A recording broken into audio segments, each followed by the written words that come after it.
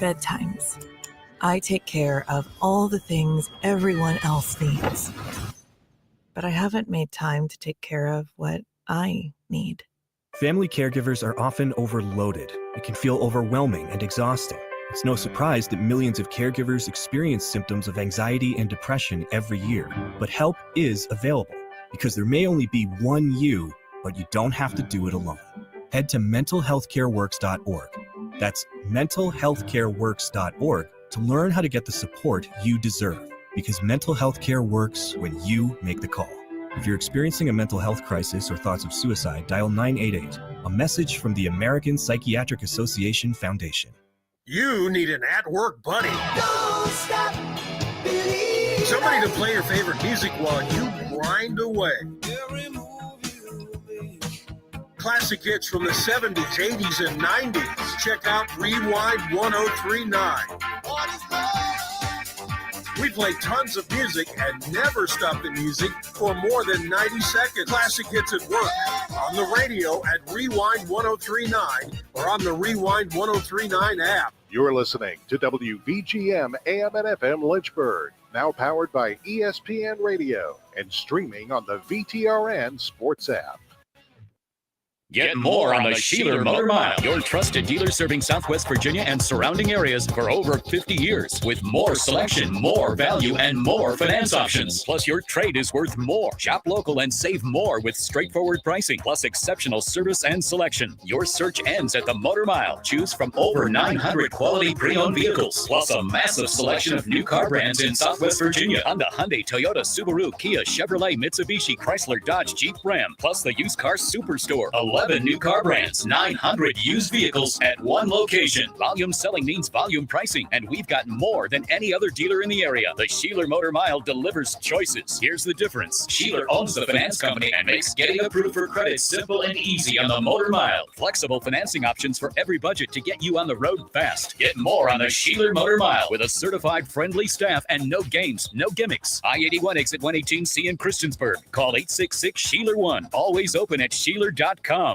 With MedGuard Alert, you're never alone. You can connect with medical professionals anywhere, anytime. And now MedGuard is introducing our exclusive new CareWatch. If you need help quickly, use it from anywhere to contact medical professionals. No cell phone required. The CareWatch is not only a life-saving medical alert device, it's a revolutionary health monitoring system that checks your blood pressure, heart rate, oxygen saturation, and much more. And here's the best part. If you have Medicaid, you may qualify to get your CareWatch for free. The CareWatch is only available through MedGuard Alert. Call us right now. We have monitoring programs starting as low as $1 a day. The call is free, activation is free, shipping is free, and no contract is required. Remember, with Medicaid, you may qualify to get your CareWatch for free. Call us to get your CareWatch right now. 800-681-8020. 800-681-8020.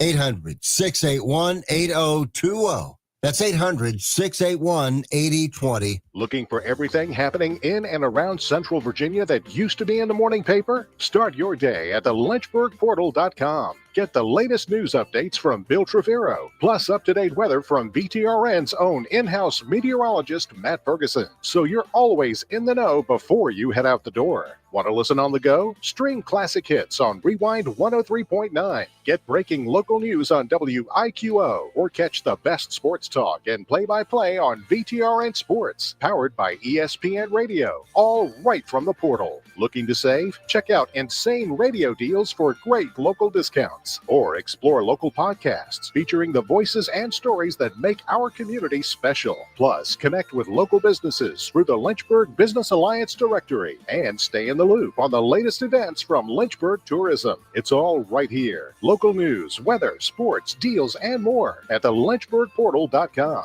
Your gateway to everything Lynchburg.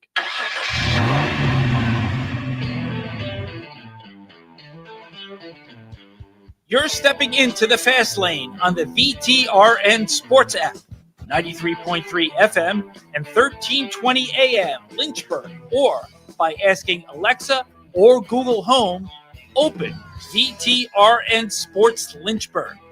Now, take the fast lane through the topics that matter across the Commonwealth. This is the Fast Lane with Ed Lane. In case you missed it, Yeah, shameless self-promotion to begin the fast lane. The TroStall.com fast take that I did earlier today was by some Christmas trees that were lying next to the dumpster at Riverside Park in Lynchburg. Shout out to our great park system in the city of Lynchburg and in the surrounding areas in the Virginia State Parks. They are a phenomenal resource for people to get outside, to enjoy things outside. I'll get political for 10 seconds here in the fast lane because I just can't help myself, and so I have to for a quick moment. Time to take a detour in the fast lane. Not always the biggest fan when it comes to where government is spending money, although there are certain things that are very necessary. Fire, EMS, first responders, military and defense. I will put parks, rec, and outdoor activities in that because it is an opportunity for people to engage in some kind of healthy behavior, and I do believe there's greater civic welfare for that. I get it. You might fight me. Fast lane, Ed Lane. Keep it cordial, please. Facebook, Twitter, Instagram, or at gmail.com. Now, after Ed's potentially unnecessary detour, let's get back on the road in the fast lane. That aforementioned fast take, TroStall.com fast take, was done by the Christmas trees, which clearly had seen better days. And it was kind of a metaphor, hence why we did it there, that they had gone from being nice decorations, or as one of my 7-year-old sons would call them, decorations. They went from that to being pitched. The time had come to bid farewell and say adios to those. The reality is that's where the Pittsburgh Steelers are with Mike Tomlin. Look, you will not find a lot of people who are as big a fan of Mike Tomlin as I have been. Yes, William & Mary graduate. Yes, bastion of this great phrase. The standard is the standard. The standard is the standard. But the reality is, Pittsburgh and Tomlin, the city of Pittsburgh and the Steelers fans, it seemed like they had grown tired of each other. And I credit Mike Tomlin for just stepping away. Granted, I do think there'll be an opportunity for him coaching in the future. Not this coming year. He's indicated he's not looking for it. But Pittsburgh has his rights through this and next year's coaching cycles when his contract expires. So if he wants to get back in the game sooner, there's the opportunity. I have heard people say, and I would agree with this, that there's the potential Tomlin would go into broadcasting and may really just take off in that particular role. I could see him doing commentating. He's got the personality. More on where he could be a good fit in the Fast Five at 5-ish, because there are roles for Mike Tomlin in broadcasting, and then there's where he really needs to go if he goes into broadcasting. Oh, never. Right idea. Right idea. You're not far off. Right church, wrong pew. We'll explain a little bit later. But the time had just come. Look, Mike Tomlin never had a losing season in Pittsburgh. I am firmly of the belief that if you look up and down the roster, even before they went all in this year, that's a separate topic, that if you took another coach, how successful would he have been with Kenny Pickett, Mason Rudolph, among other luminaries at quarterback in Pittsburgh? Really, anybody since the heyday of Ben Roethlisberger, even the back end of the Big Ben era. Mike Tomlin, I genuinely believe, maximized the talent that was there. But whether it's he himself, the Steelers' organizational philosophy of always trying to go in and having that standard is the standard culture, which means you don't just shed off assets and sure, maybe you make the playoffs, maybe you don't, but you're really asset poor in the short term by trading that to have more draft picks, bring in more young players, develop and flip the roster and turn it around. I get that. As an Eagles fan, they've gone that route at certain times and they've been fine. The Rams, after winning the Super Bowl and pardon the expression here, but the bleep them picks, GM Les Snead came up with the slogan, they had kind of a bottoming out and they managed to actually make the playoffs during that time, but they were never really a threat, kind of ironically enough, like the Pittsburgh Steelers have been over the back half of that time. But clearly we've seen it turn around. Whether they win the Super Bowl this year and cash that beloved 26-1 ticket that I have or not, again, good Lord willing, it'll happen. But the reality is, since I bring it up, it probably won't. The reality is the Rams were willing to tear it down. The Eagles have torn it down. The Niners have had some lean years in there. And yet they, by and large, have been the three most consistent standard-bearing teams in the NFC. The Kansas City Chiefs have, oddly enough, had a number of teardowns. They've just masked it as Travis Kelce has aged, as they got rid of Tyreek Hill. Because Patrick Mahomes and Andy Reid are so good, kind of like Brady and Belichick when they went from the 08 Super Bowl that they lost, 07 season, but 08 Super Bowl they lost to the Giants until, 2012 when they lost to the Giants again? And then they started winning in that 2015 to 2018 window. There was a gulf in there. You masked it because you had elite coach and elite quarterback, but you really had a lot of roster challenges along the way. This is the nature of the NFL. And that's where Tomlin should be credited, but it's also the reality that he lost 7 consecutive games in the postseason. It just felt like the time had come near for a change. And it's kind of ironic because Trey brought this up in the morning warm-up. Again, I believe it was today.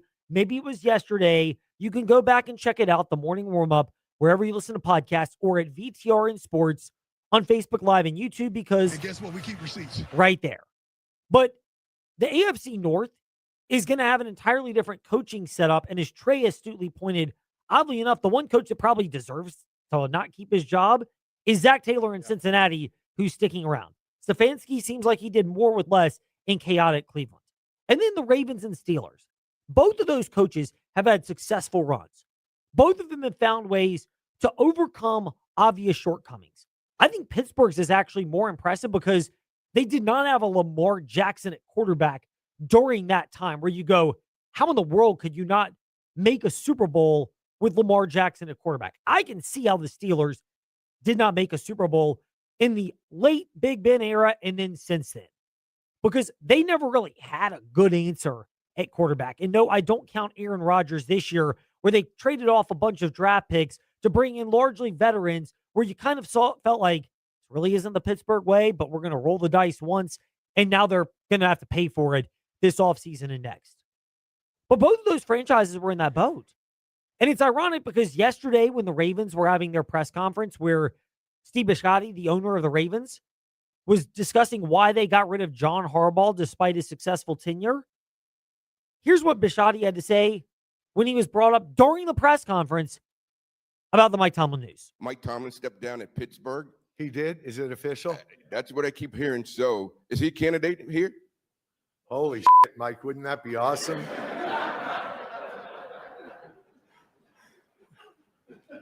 Only if John takes the Pittsburgh job. I love that response. Only if John Harbaugh takes the Pittsburgh. Like, it's kind of ironic because that rivalry is one that still, even at the end of this regular season, where it sure felt like both the Ravens and Steelers were kind of shells of what they've been in their peak with Harbaugh and Tomlin. There was still the fight. There was still the fact that in spite of that, those other two franchises in the AFC North are such clusters. The Ravens kind of trying to clone Sean McVay. I love it when you try to clone a great coach and then you get the knockoff version. Like, that's kind of what everybody's done. Now everybody's going to do it with Ben Johnson and the Bears. Let's clone the great coach. How often does that really work? Ask the Bengals. Then there's the Cleveland Browns. We know about the Deshaun Watson contract, the Haslam family that owns and operates that organization as well.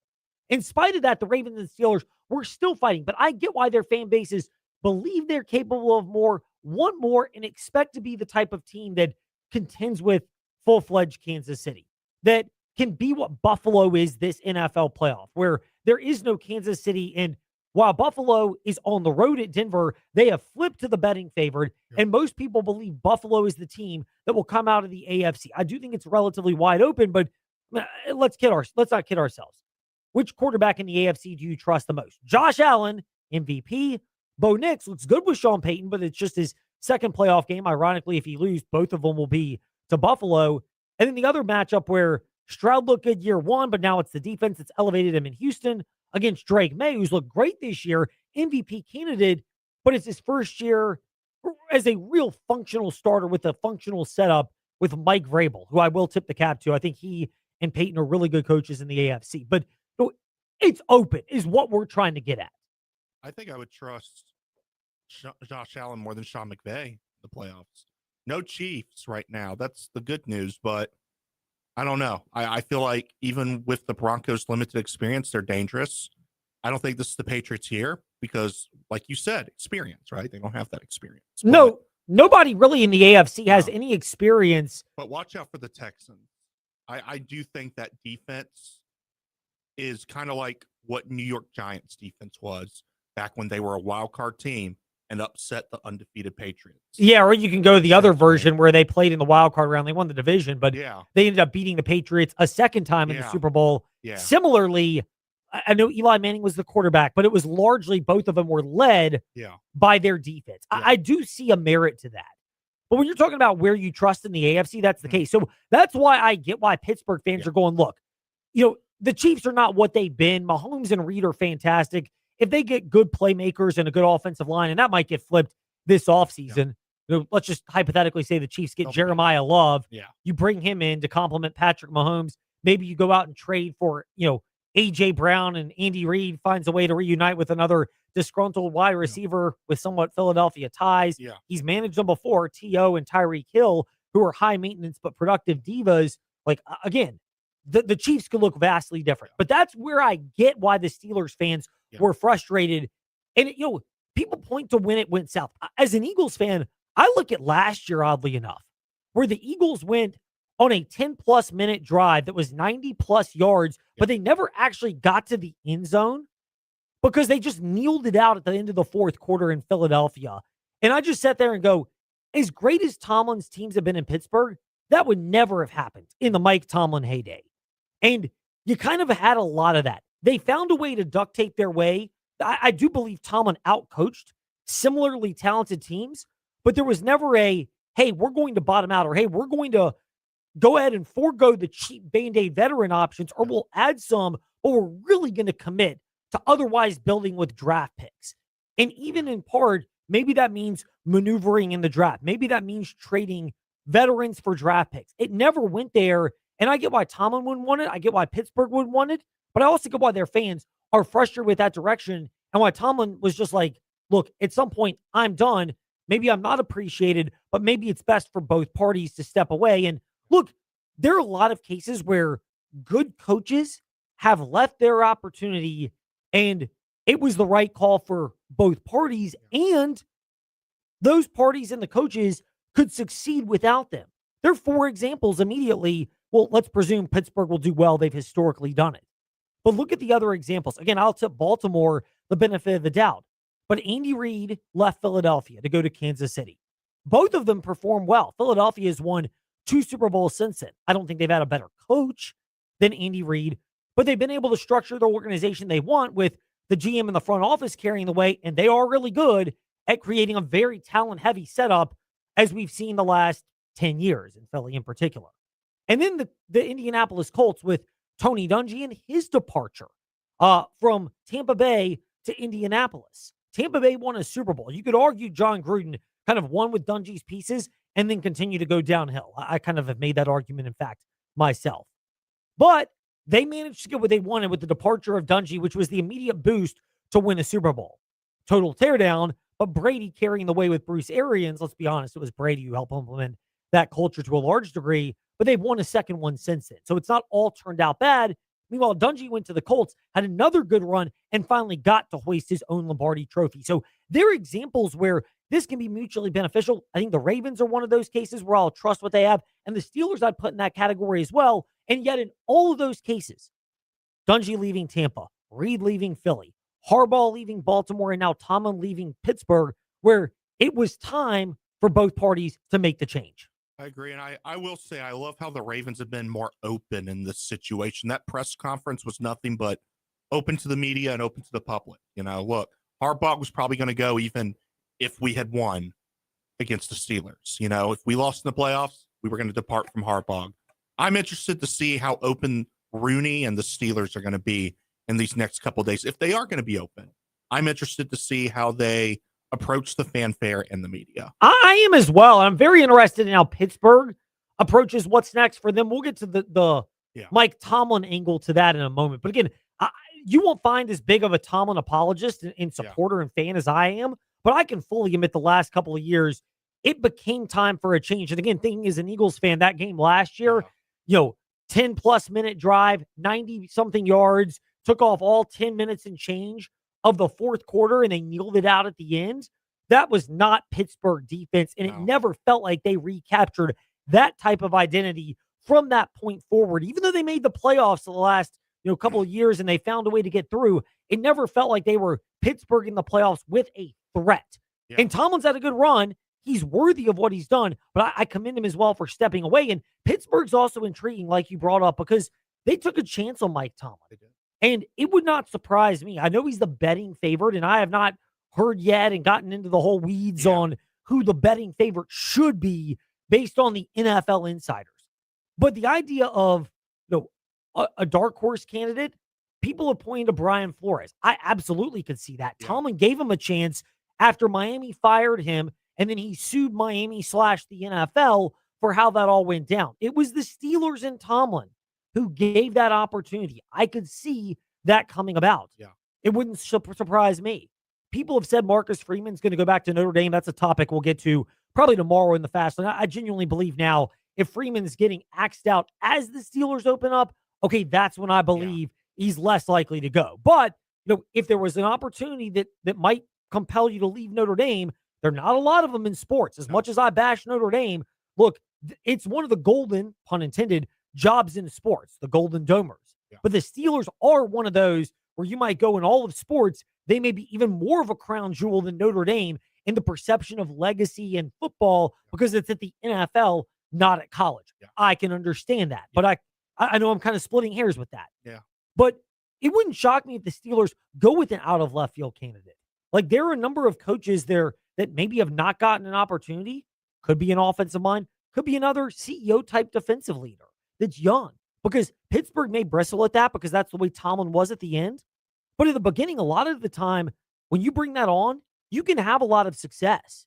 And it can still help elevate a culture. And Pittsburgh is a culture type franchise where, again, if you get an older, I'm doing it my way, I'd almost want an offensive coach. And I just don't think there are a lot of those on the market. And but go for it. I was going to say, go ahead. Go ahead. No, I'm just wondering, Tomlin has a great resume and everything. I look at him and Kevin Stefanski. They did more with less, and I think Tomlin, in the end, in the last 4 years, was given less, it felt like. So I will say this. It's going to be interesting to see if he becomes the first head coach because he has to be traded. He can't just be like, okay, I'm going to go to one of the open vacancies. Let me go to Miami, for example. He can't just do that. He has to be traded now. Is a team going to be willing to make the first head coach trade in NFL history? That's a great question. And I don't think Pittsburgh would command like multiple first-round picks. I agree. The way that John Gruden commanded when he left the Raiders to go to Tampa Bay, you could argue that was kind of after Tampa's won Super Bowl, like a lose-lose for everybody because the Raiders got worse and more chaotic.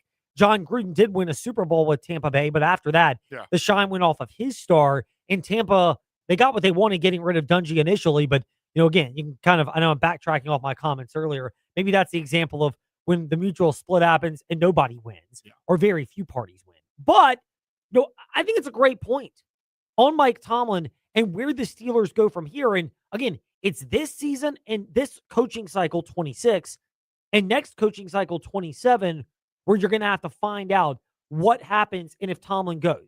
But I think there are other routes for Mike Tomlin that we'll get to in a moment. Meanwhile, there are other routes you could go on the road if you're looking to celebrate and drive, like not celebrating and driving. You can celebrate, but do so responsibly. And if you do celebrate, make sure you have your ride share service already prepared so that you don't have to get behind the wheel and that nobody has to call Trost Law. You don't want someone hurt from a motor vehicle accident. You don't want somebody having to call Trost Law because they got the dreaded DUI, because they didn't plan ahead. Let's avoid that situation. We know they happen. We know if it does and you're unfortunately involved, Trost Law is there for you at 777-HURT and TrostLaw.com. But there are ways you can minimize the need to call Trost Law because they do mean it when they say it. They hope you don't need their services, and some of those are out of your control. But some of them are in your control, like planning ahead if you're going to celebrate responsibly. We say that with a great weekend of football coming up. Obviously, the big game is coming up in the next couple of weeks. You'll be able to listen to it on the VTRN Sports app. So just keep that little nugget in mind. Meanwhile, could he be announcing a big game in the near future? That is part of... It's time for Fast Five at 5-ish. 5-ish minutes on 5 relevant topics done around 5 p.m.-ish. Ish, because our counting skills are kind of ish. Let's start with number 5. It's not just the fame that determines somebody's level of impact. It's also what they do behind the scenes that you may not know about, but the way people speak of them. I have largely held this theory in life, that how people treat you and what they say about you once your time on earth has passed is determined by how you behave towards other people. If you treat them well and do right by people, you deserve to be lauded. But if you don't, then don't expect, not that you can control this when you're not here, but I don't begrudge it if somebody doesn't live the right way and they're no longer gone. You had a chance to write your legacy. The reason for bringing that up is Bill Courtney, the legendary assistant basketball coach, passed away yesterday and the news trickled out.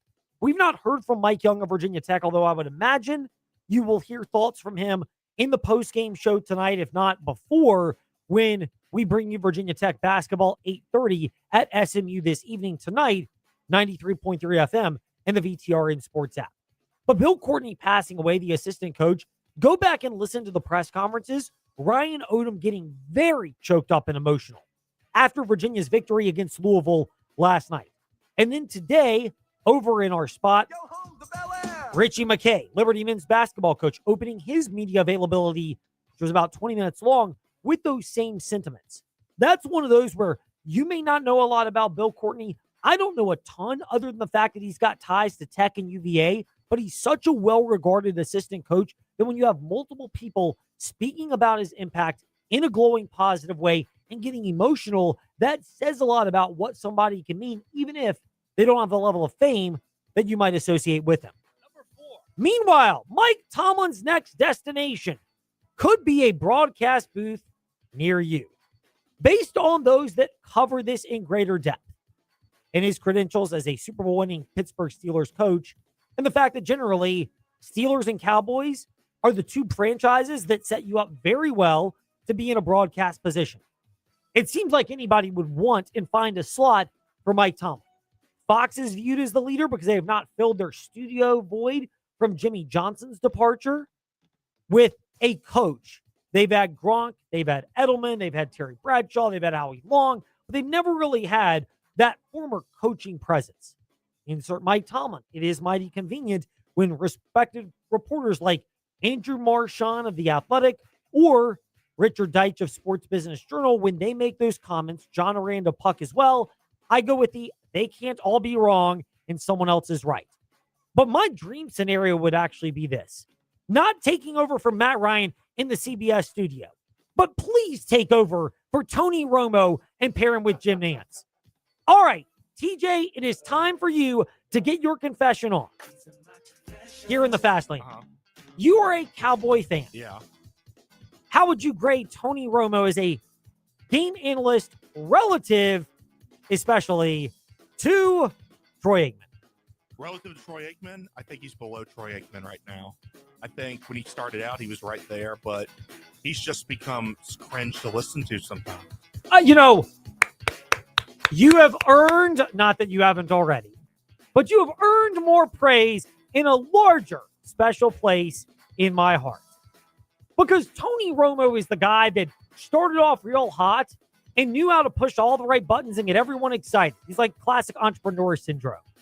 And yet, there really isn't follow-through. One of my quotes at Fastlane Ed Lane, this is not mine, this is from Inky Johnson via the Daily Coach, but what happens, true ability to perform in culture, I'm butchering this, but it's not the moment in which you say you're going to do something, it's what happens after the excitement of that moment fades. And after the excitement of the moment of being a broadcaster for Tony Romo has faded away, we've gotten a real look at what he seems to be. A guy that doesn't seem like he studies the game. His ability to predict has understandably gone downhill. They've had interventions reportedly for him, not anything bad, but as a broadcast quality with CBS. They've denied it, but everybody else has reported it. I would expect both sides to stick on something like that. Then there's the fact that Romo had enough cringeworthy moments this weekend, and he said he was, quote, as sick as a dog, end quote, during the broadcast. Look, if Troy Aikman said that, I would believe it. If Greg Olsen or Tom Brady even said that, I would believe it. But for Tony Romo, it just seems like the guy's always got the excuse without the excuse ever involving a mirror and a commitment to actually getting better. And to me, it's frustrating.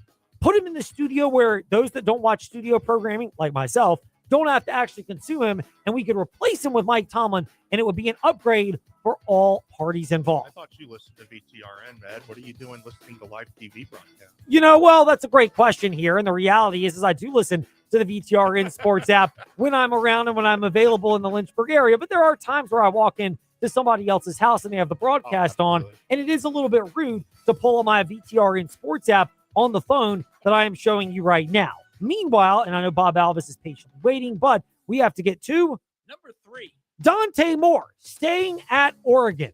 First of all, TJ, you had some thoughts at this at TJ_Wilkerson8, and in our text thread today, I don't want to burst your bubble, so go ahead. I'll be quick.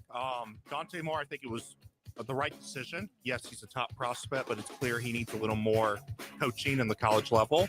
Great move, but if I'm Trinidad Chambliss, I drop full suit and go to the NFL. I know you can probably make more NIL money, but you have the potential to be a top 3 pick. And a lot of teams love that kid. A lot of scouts love him. I would jump the shark and be right behind Fernando Mendoza potentially at the number 1 pick. I love that take. Not that you're saying it for my approval. You're saying it because you believe it. But Trey was right. His size is concerning. I agree with Trey on that. I would agree with that. I do love the moxie of Trinidad Chambliss. He just seems like the type of guy when he gets into the huddle late in the game and in the fourth quarter in crunch time, you feel like he's going to win. Shout out to you, Trey, but he has kind of that Caleb Williams this year or Jaden Daniels last year vibe to him, if you will. But I like you. I credit Dante Moore for sticking around at Oregon for another year. Look, yes, he comes out. He's probably the 2nd pick by the New York Jets.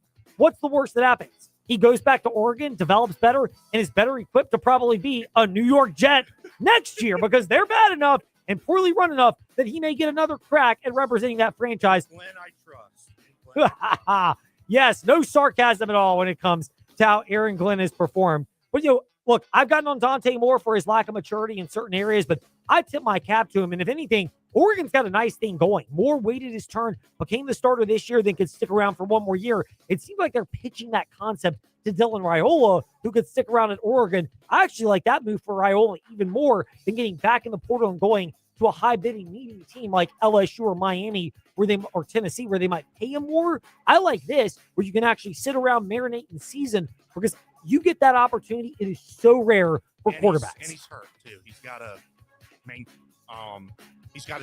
tore his ACL, so it's a good time for him. It most definitely is. Meanwhile, speaking of quarterbacks and decisions, number 2. It is the worst kept secret, but Ethan Gruckmeyer from Penn State officially coming to Virginia Tech. He announced that earlier today. I don't know what took him so long, but the bottom line is everyone kind of knew this one was coming. And for Virginia Tech, you can now at least exhale if you're a Hokie fan, knowing the guy you expected to be QB1, or at least the leader for that, is now going to have that role. Meanwhile, when he has that role, there will be one game he will not be playing in because number 1. Virginia Tech and James Madison announcing today that they have canceled their football game for the 2026 season. I agree with Tech, and I don't think they're lying when they say this is the result of the ACC going to a 9-game conference slate and Virginia Tech having 9 conference games. Something had to go on this. Personally, sorry to VMI, but I would have rather seen JMU and Virginia Tech as opposed to VMI and Virginia Tech. But I do get that because you had a firm date for VMI. It was on the schedule, and at some point, it's easier to get out. You pay the $800,000 and get rid of that game. I'd love to see JMU and Virginia Tech play, and frankly, I think Tech playing these type of games they're going to be better equipped to win against the ODUs, the JMUs, and the Liberties just because that type of talent from those places is going to transfer up more frequently than they ever used to. Meanwhile, when we return in the Fast Lane, Bob Alvis, we thank him for his patience. We get to him when we return here in the Fast Lane on the VTRN Sports app and ask that smart speaker, open VTRN Sports. We're joined by Corey Argentino from Earthright Mid-Atlantic and Earthright Roofing. Corey, blending those two together, the ability to work with people for both their roofs and solar. How does that work? Well, it really coincides because a lot of folks needing solar panels also need a new roof. And some people just need a new roof. And with a trusted brand like Earthright, you can't go wrong doing your roofing or your solar project or both with us. How beneficial is it as well that when consultants come to someone's house or business, they can get consultation on both solar and roofing? This saves a lot of time. You're not having two different people come out. You got one person. They understand both. The process is less time consuming and the project moves along a lot smoother having one team, one project working together with the other team. Corey Argentino from Earthright Mid-Atlantic and Earthright Roofing. Corey, thank you for your time today. You're welcome. Indeed. Come by, see the showroom on Timberlake Road in Lynchburg, and learn more at earthright.com. Is it time for a new place to call home? Moving out on your own? Perhaps your existing lease is up for renewal. Looking for a new roommate? Or maybe you just need a change of scenery. Then you need to check out brownstoneproperties.com. We have Central Virginia's largest selection of apartments, townhomes, and single-family homes with our online application. Visit us online to begin your search at brownstoneproperties.com. Hi, I'm Chuck from Aquatrack Adventures in Salem. The Virginia Talk Radio Network and InsaneRadioDeals.com have helped our company grow by sharing our company's message throughout Central and Southside Virginia. The gift cards and experiences sold on InsaneRadioDeals.com have brought us many new customers. If you're a business that wants to grow with a message that resonates and gets results, I highly recommend InsaneRadioDeals.com and the Virginia Talk Radio Network. Simply put, it works. The holiday season may have passed, but the deals at InsaneRadioDeals.com, they're everlasting, especially when it comes to your favorite food joints in the Lynchburg area. 801 Raw Bar and Oliver's on Rivermont, the Caribbean Jerk Pot, Yamada, the Yard on 5th Street, Ballard Brewing, and Downtown Cairo. $50 gift cards for only $37.50. Deals that you can only get at InsaneRadioDeals.com. So start your New Year's and your taste buds off right. Food joints. The Virginia Talk Radio Network reaches more people than any other Lynchburg-based media company. Call Melinda at 434-534-8500. Let us tell your story. Step into the Fast Lane 24/7 at Trey Lyle VT and Fast Lane Ed Lane on Facebook, Twitter, Instagram, YouTube, and wherever you listen to podcasts. Now, back to the Fast Lane. Oh, we definitely play the testing 1 2 3 game because we are big fans of our next guest, Bob Alvis, the Sports Buffet podcast, who's with us here in the Fast Lane. Bob, great to be speaking with you. We are grateful for your time. There is a lot of high school basketball to discuss, but before we do that, Frank Rocco, 20-year run as LCA's football coach, retiring because of health concerns and situations. First of all, how unprecedented is that type of legacy, which featured 19 of the 20 seasons making the state playoffs and an average season win record of 9 wins per season? It's pretty good, isn't it? I mean, long career, successful career. It was funny because I interviewed Coach today, and I listened to your interview before I interviewed him. And one thing that I noted was you asked him about his legacy, if I'm not mistaken.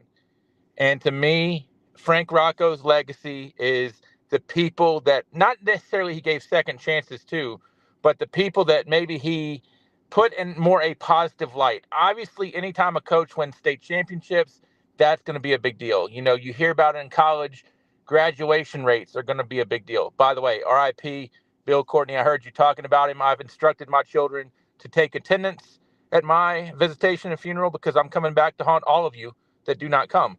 But, you know, it's the thing with Frank Rocco to where he has developed a legacy, I think, for giving not only players but coaches, putting them in a better light. I don't want to say a second chance, but when I listened to your interview, the first person that came to my mind was Mickey Crouch.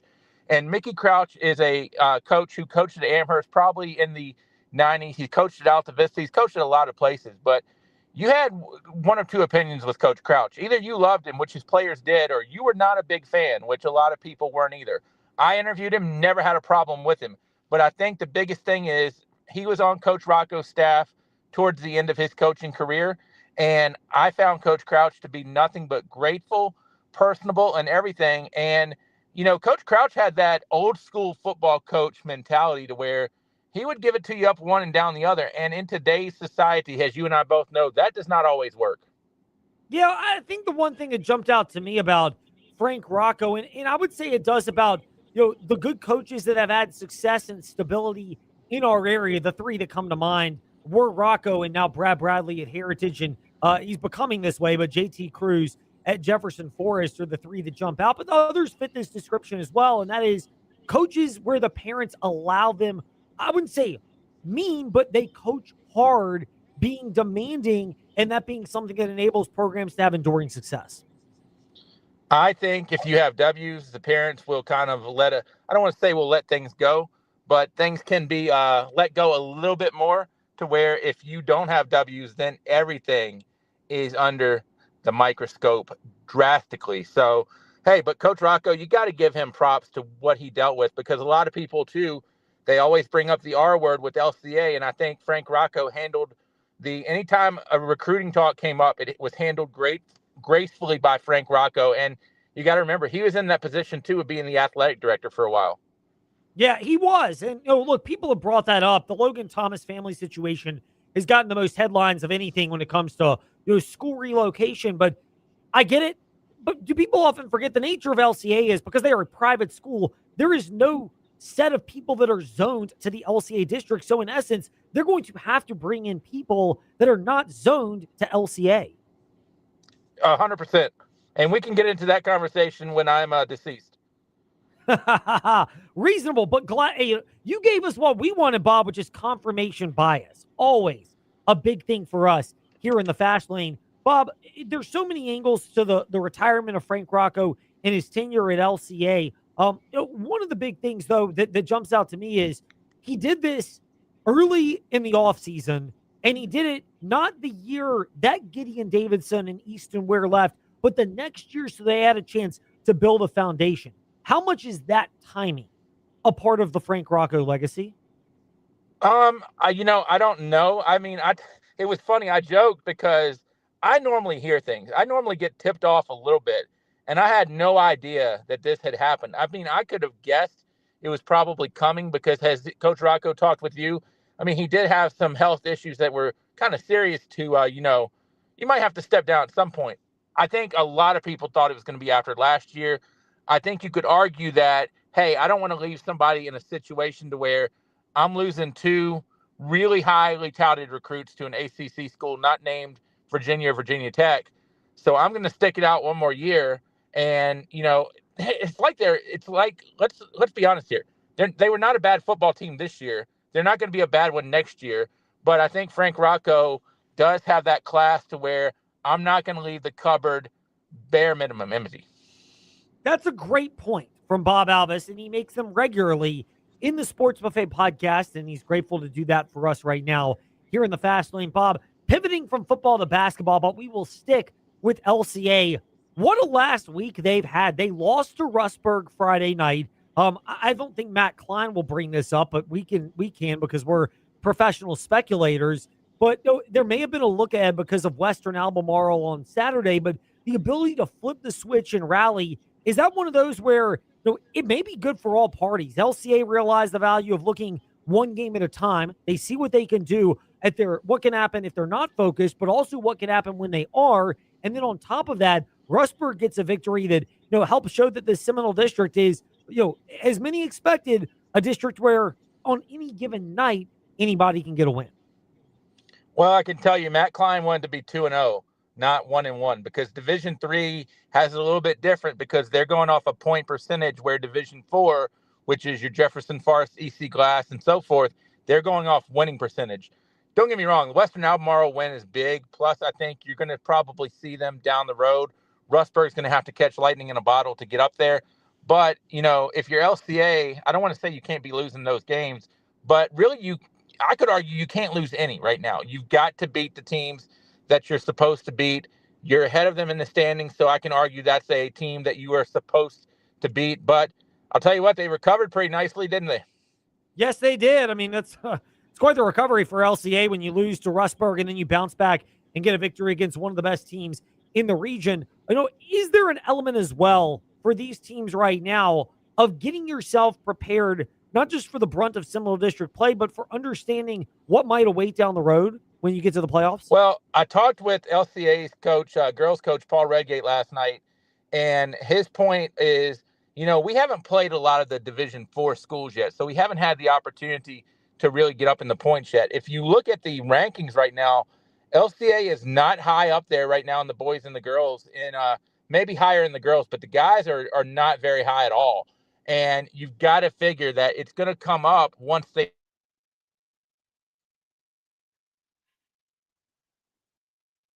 Bob Alvis of the Sports Buffet podcast with us here in the Fast Lane. Looks like we hit a bit of a patch where there's a technical challenge, so we'll look to reconnect with him in just a second. And if we don't, we'll do a unique thing. We'll take a break because we can recap Virginia's win against Louisville tomorrow in the Fast Lane, and we can also look ahead to Liberty's date with New Mexico State tomorrow night over at.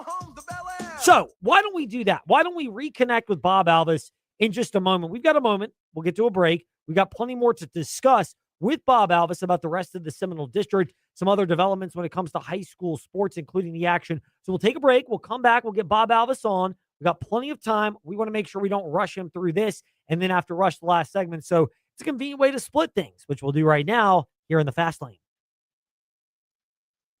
Get more on the Sheeler Motor Mile, your trusted dealer serving Southwest Virginia and surrounding areas for over 50 years. With more selection, more value, and more finance options. Plus, your trade is worth more. Shop local and save more with straightforward pricing, plus exceptional service and selection. Your search ends at the Motor Mile. Choose from over 900 quality pre-owned vehicles, plus a massive selection of new car brands in Southwest Virginia. Honda, Hyundai, Toyota, Subaru, Kia, Chevrolet, Mitsubishi, Chrysler, Dodge, Jeep, Ram, plus the used car superstore. 11 new car brands, 900 used vehicles at one location. Volume selling means volume pricing, and we've got more than any other dealer in the area. The Sheeler Motor Mile delivers choices. Here's the difference. Sheeler owns the finance company and makes getting approved for credit simple and easy on the Motor Mile. Flexible financing options for every budget to get you on the road fast. Get more on the Sheeler Motor Mile with a certified friendly staff and no games, no gimmicks. I-81 exit 118C in Christiansburg. Call 866-SHEELER1. Always open at Sheeler.com. Your home is more than just walls and windows. It's where life happens. And at Right Choice Construction, we get that. We're not just builders. We're fathers, mothers, neighbors, just like you. And every nail and every beam reflects our commitment to creating a place you're proud to live in. With Right Choice Construction, you're choosing a team that's been perfecting the art of building for years. So build with us. Build with experience. Build with quality. Build with Right Choice. New year can mean new changes in your life. But you know what will never change? The great deals that you get on InsaneRadioDeals.com. And we don't just feed your taste buds, but we feed your adventurous side, your hobbies, your interests, with great rates on Rise Up Climbing Passes, Aquatrek Adventures, and Cross-White Athletics Club. Or if you're a sports nerd like me, we've got gift certificates for a SeaOfRed.com and BNC Sports located at River Ridge Mall. All this and more at InsaneRadioDeals.com. To some people, right behind us is just a basketball court. To others, it is a basketball court where they can still get better. We use that metaphor, however ridiculous it may be, on this TroStall.com Fast Take, because for Virginia Tech basketball right now, just get the victory. When the women and men were both riding losing streaks over the last week, they needed to get victories. It wasn't always pretty, whether it's the women against Syracuse and Boston College, or the men's Saturday against Cal, but they got wins, which is what they need.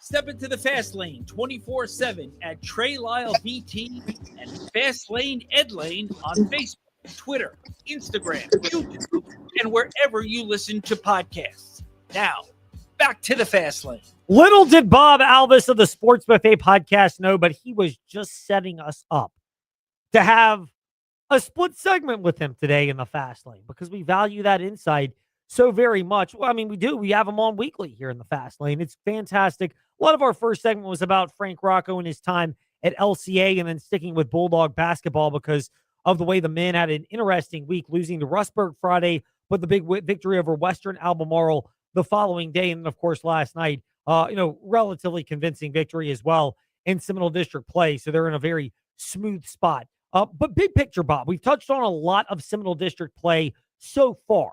When you look at where this district is right now, especially for teams that have a high standard of making the postseason, I'd put LCA in that. I'd put EC Glass, maybe even others that are trying to grow and show what they're capable of.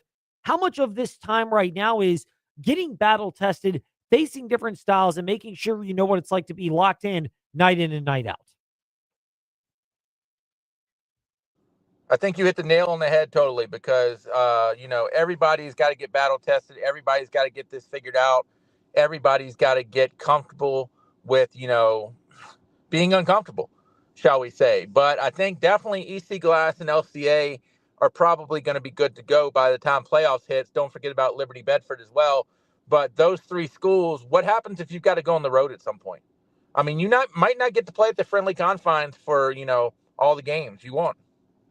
Very good point. Now, we will get to EC Glass in just a moment, but you brought up Liberty Bedford. They got a nice victory. They had a fourth quarter and second half comeback where they erased the double-digit deficit against Heritage. I know a lot of people may not put Heritage quite at that LCA versus EC Glass tier, but the Pioneers are a program with a lot of pedigree of success. Does that performance for Liberty last night announce them as a team with Coach McSweeney of, oh, wow, they're here now to contend with regularly in Seminole District play?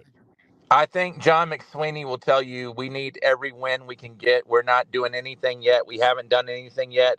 I think the biggest thing is, and you talked about it earlier with Mike Tomlin and people, is culture changes. Once you can change culture, I think that can get people believing and bought in and all that. And I think John McSweeney has been able to change culture. They're pretty good, too, with Aiden Padgett and a lot of other guys at Liberty High School. But, yeah, getting the win against Heritage is big. I think it's going to be really interesting to see when can you get a big win on the road. That's a good thing about road victories being a differentiator when it comes to Seminole District action. And we've seen Liberty perform well at home, but the road is different. You kind of touched on this, but dive deeper into that in just a moment. Unfriendly gyms, how much is that the fact that you may be going on the road legitimately? How much of that's the fact that when you start getting into postseason play with regionals in certain states, you're often in, even if you're a home team, an unfamiliar neutral site environment? Well, the thing about going into unfamiliar gyms is when you play at a different gym, some of these gyms are smaller than yours. Liberty is a Division II team, so some of the gyms might be smaller than what they're used to. And you've got to remember, sometimes when you play, and this is going to be the old man get off my lawn type thing, but back in the older days, the whole town would come out. I mean, that's the time to rob a citizen because nobody's going to be at home to answer your call. But in today's day and age, high school sports are not as attended as well as they once were.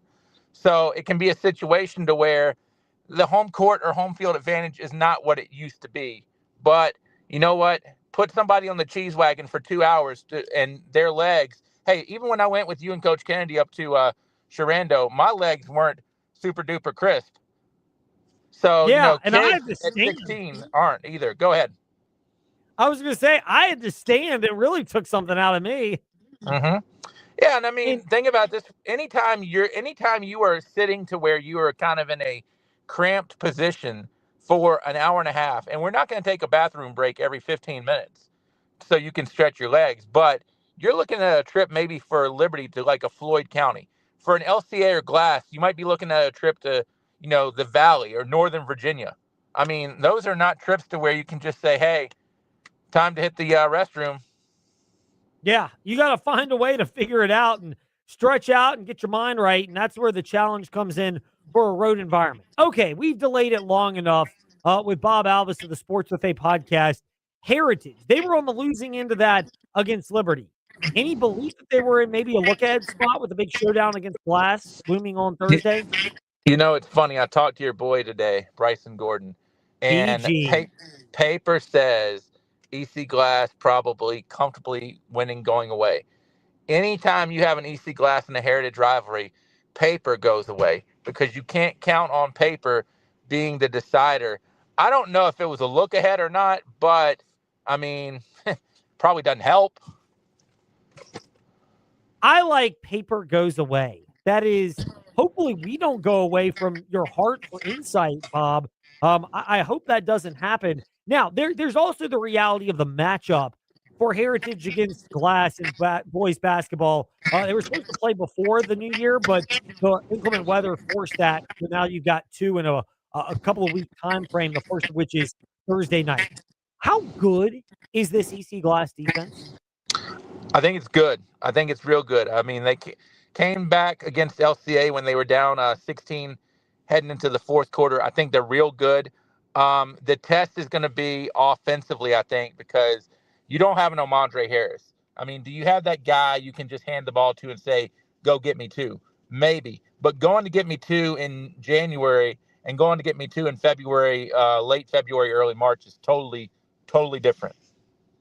Bob, when you bring that up, the ability to bounce back and balance that, are we shifting to the point where DJ Best Hilltoppers are almost going to be known more for defense and even fast court offense?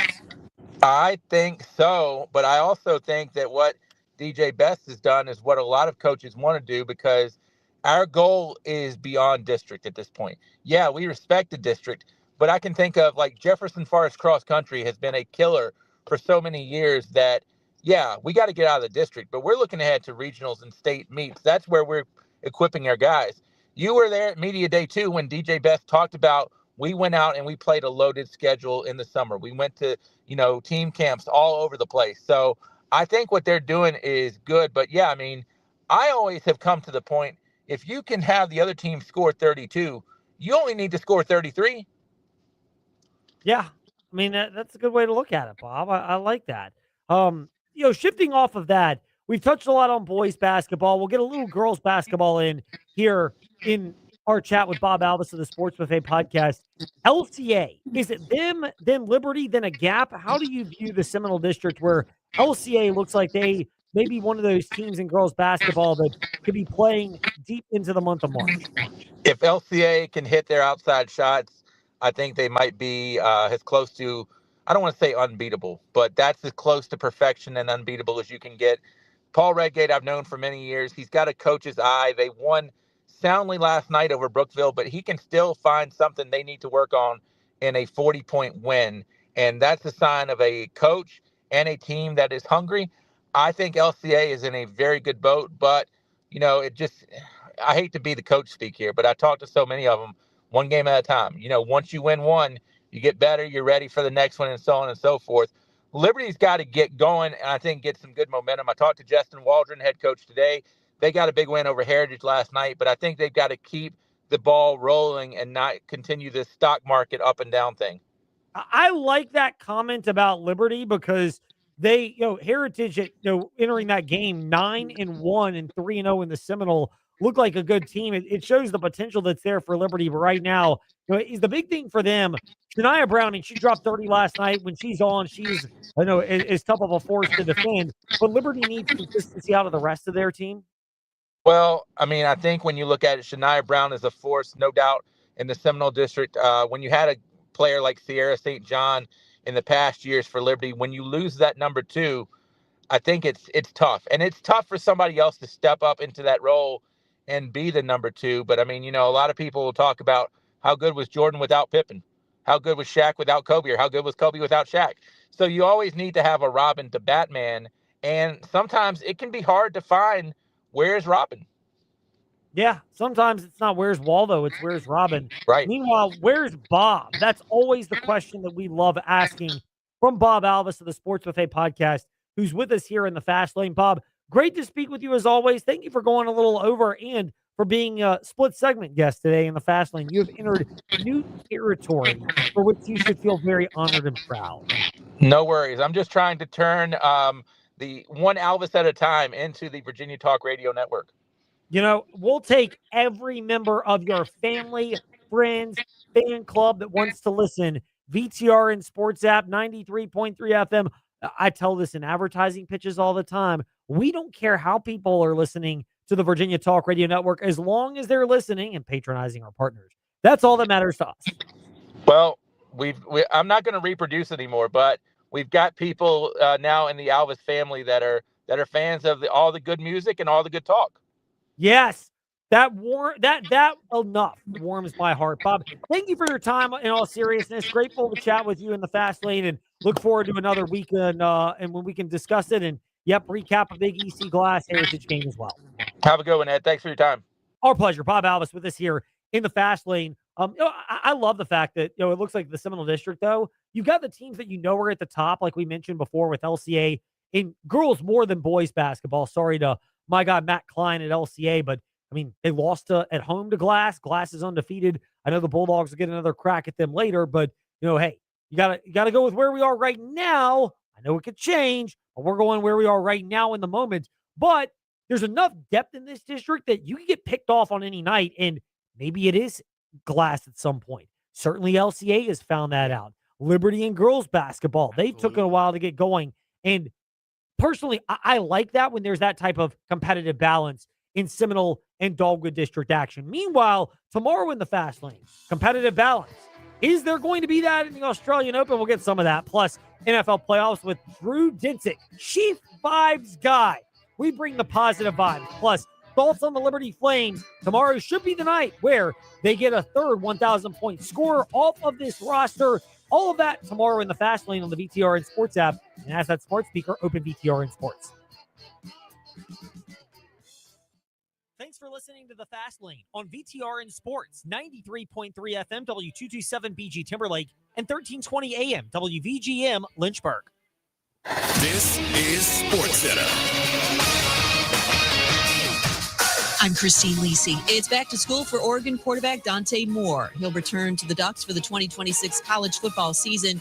In addition to trying to help Oregon win a national title, Moore's got a couple of parts of his game he wants to improve on. I can become a better leader. And when it comes to my play style, just, dissecting defenses, being able to be comfortable with, I see it, if I see a defense that I know I've seen this coverage before and how to attack it.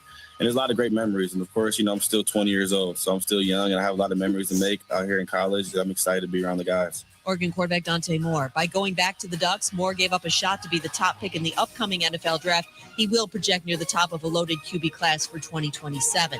NFL, as the Steelers get ready to start their search for Mike Tomlin's successor and only their fourth head coach in 57 years, team president Art Rooney II said his expectation has not changed. It is to compete to win a championship every year. He also dismissed the idea of